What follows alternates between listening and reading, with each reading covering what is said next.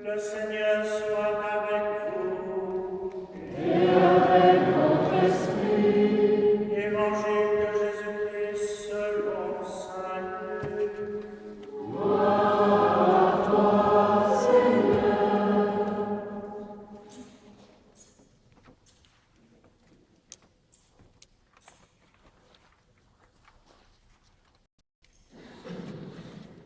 Jésus descendit de la montagne avec les 12 apôtres et s'arrêta dans la plaine. Il y avait là un grand nombre de ses disciples et une foule de gens venus de toute la Judée, de Jérusalem et du littoral de Tyr et de Sidon. Regardant alors ses disciples, Jésus dit: Heureux vous les pauvres, le royaume de Dieu est à vous. Heureux vous qui avez faim maintenant, vous serez rassasiés. Heureux vous qui pleurez maintenant, vous rirez. Heureux êtes-vous quand les hommes vous haïssent et vous repoussent, quand ils insultent et rejettent votre nom comme méprisant à cause du Fils de l'homme. Ce jour-là, soyez heureux et sautez de joie, car votre récompense est grande dans le ciel. C'est ainsi que leur Père traitait les prophètes. Mais malheureux, vous les riches, vous avez votre consolation. Malheureux, vous qui êtes repus maintenant, vous aurez faim. Malheureux, vous qui riez maintenant, vous serez dans le deuil et vous pleurerez. Malheureux êtes-vous quand tous les hommes disent du bien de vous. C'est ainsi que leur Père traitait les faux prophètes. Acclamons la parole de Dieu. Louange à toi, Seigneur Jésus.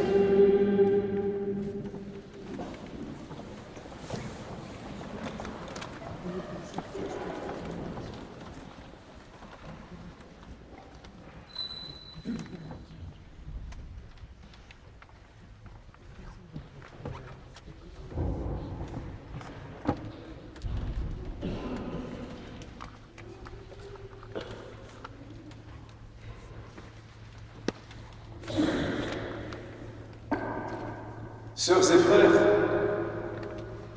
nous croyons souvent à tort que la sainteté est pour nous hors de portée, réservée à des personnes d'exception, à des élites que Dieu s'est acquise une fois pour toutes. Des personnes qu'il a pourvu des vertus les plus héroïques à atteindre pour le commun des mortels. Penser cela, c'est rendre les saintes et les saints inaccessibles alors qu'eux-mêmes ne se sont jamais déclarés ou reconnus saints ou saintes de leur vivant. Ils ne le savaient pas. Ce sont les autres, puis l'Église, qui ont vu briller et reconnu en eux la flamme de la sainteté. Ils n'ont jamais mis de distance entre leurs frères et eux. Ils ne se sont sont jamais considérés comme des êtres à part, au-dessus de la mêlée humaine. Au contraire, leur vie est comme un accueil permanent de la vie des autres, une maison pour tous, toujours ouverte à un tel point qu'on a le sentiment, en les regardant vivre, que toute l'humanité trouve sa place dans leur cœur, dans leur âme et dans leur prière.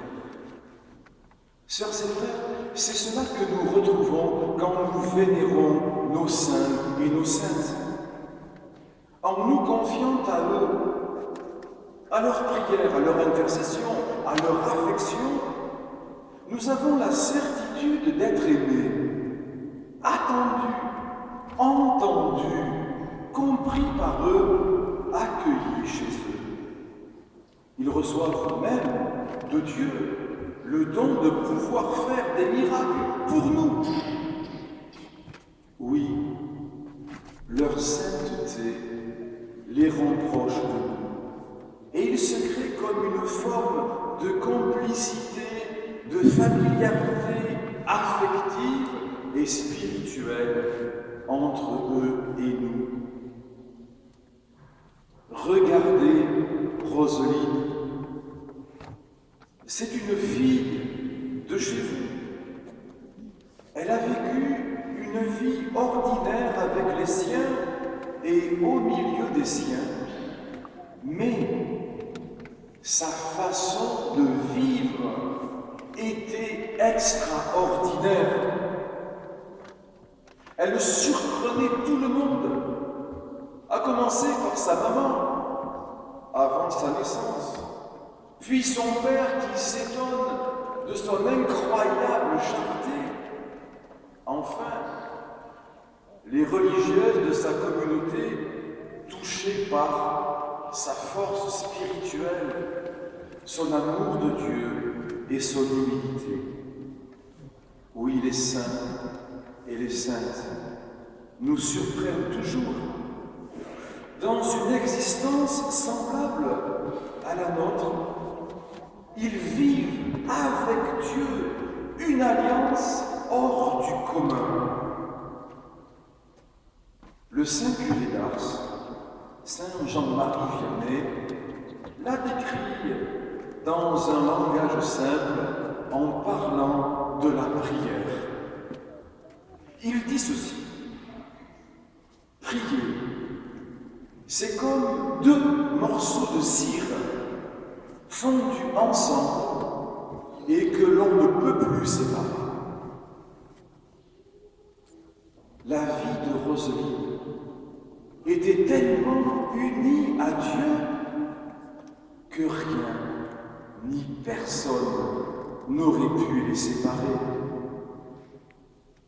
Dieu était tout pour elle, le seul et le grand amour de sa vie.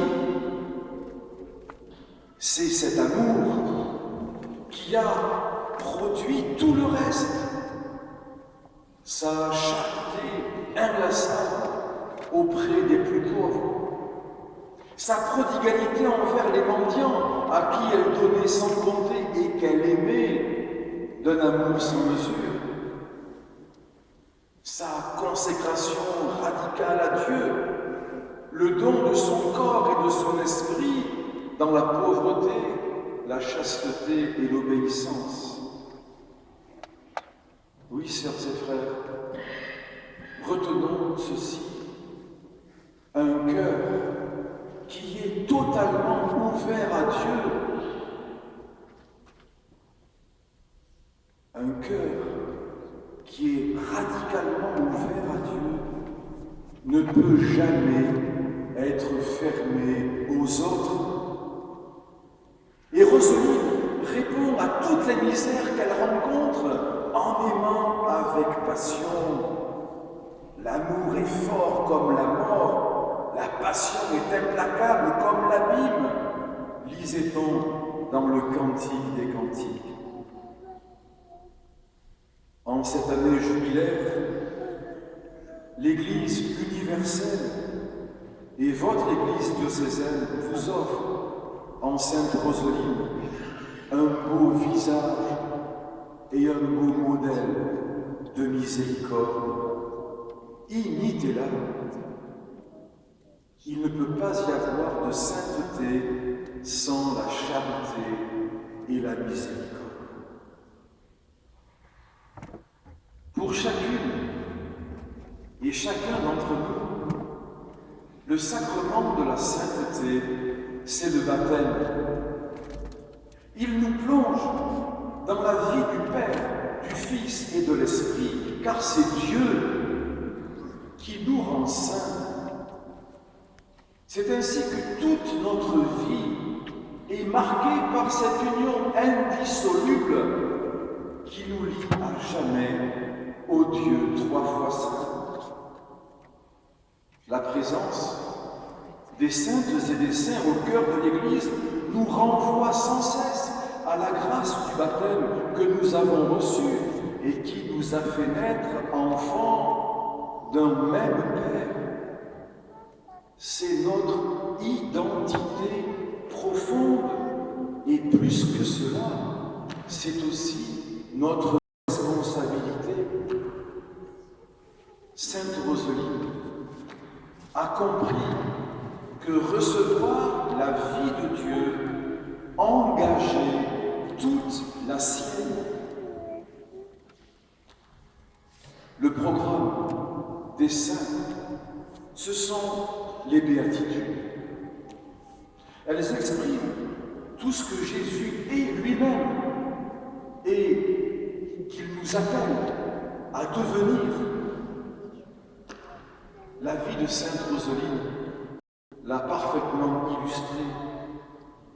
Elle s'est fait pauvre pour servir les pauvres. Elle a pleuré avec ceux qui pleurent pour mieux les consoler, mieux les réconforter. Elle a ressenti en elle ce mépris qu'éprouvent ceux qui sont haïs ou rejetés pour mieux les accueillir. Sa vie, ses gestes, ses paroles sont des béatitudes vivantes. S'identifiant au Christ des béatitudes, elle s'identifiait aussi à toute cette humanité blessée pour laquelle Jésus a souffert et donné sa vie afin de la sauver. Sœurs et frères, permettez-moi de vous dire ceci. Sainte Roseline, c'est la rose qui fleurit dans le jardin de votre vie, dans le jardin de votre cœur, dans le jardin de votre foi.